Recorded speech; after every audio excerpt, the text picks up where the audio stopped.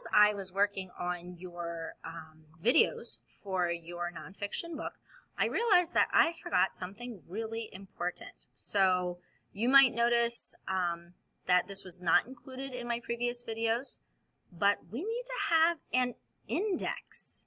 Yeah, the index where the reader can look at and find words that they think are important or something that they want to look up and find the page numbers where those words appear. So we're on the index page, and today I want you to find the pages where the specific words that I've given you appear.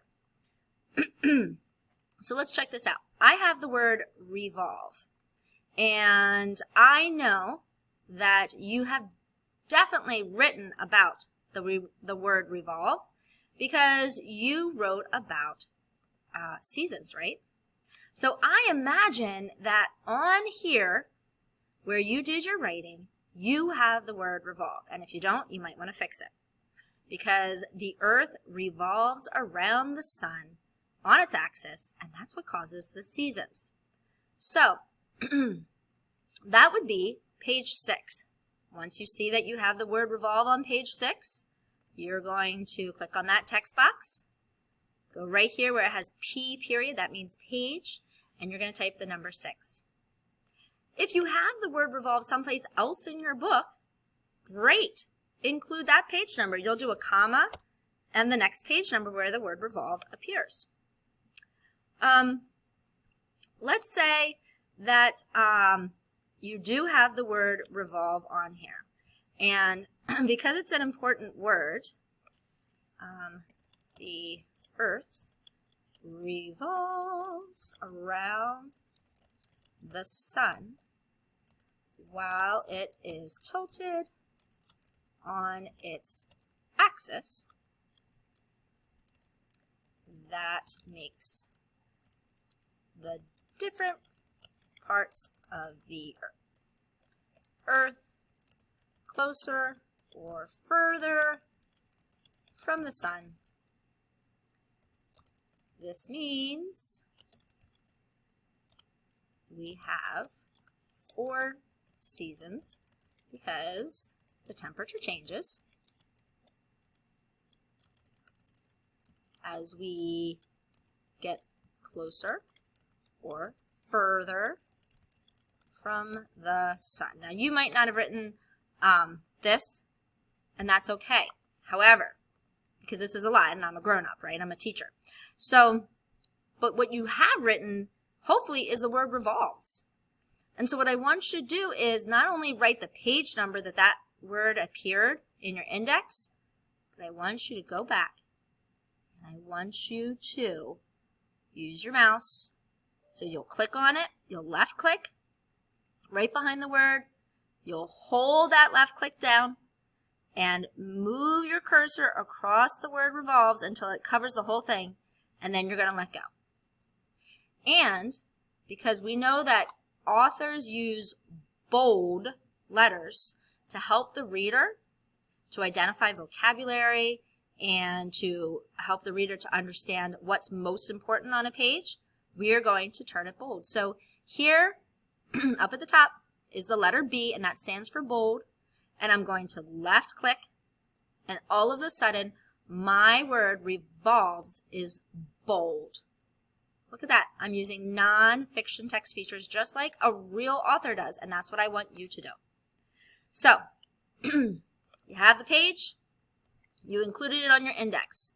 You have 4 words that you have to find in your nonfiction text. Then there is one more spot. This is an empty spot. I want you to think of a word that you used in your text that you think is important. Maybe you said the word phases, like moon phases. Maybe you said axis. Maybe you used the word, orbit. So if these words you think are important, I want you to choose one, and you're going to put it in this text box. So let's say I said orbit and the page number, and then you need to find that in your writing to include. But there's one more key important thing about the index. The index is an alphabetical order. That means it goes in order A, B, C, D, and that's how the words are. It helps your reader to find the word it's looking for, just like a dictionary or glossary does. So, I need to put these words in order. The first word, A, B, C, D, E, F, G, H, I, J, K, L, M, N, O, orbit, starts with an O. So this needs to be my first one. I'm going to move it all the way to the top. Don't worry, I'll make it look pretty in a minute. O, P, Q, R. Oh, hey, I have two words that have R in them, don't I? I have revolve and rotate. So I need to look at the word behind, or the letter behind that first letter, because they both have R. Just like if I was looking at the numbers 12 and 13 and deciding which one's greater, I have to look at the ones digit now. I looked at the tens, now I gotta look at the ones. So E, oh, which one comes first in the alphabet? That's right, E. So I have R-E, and then I have R-O.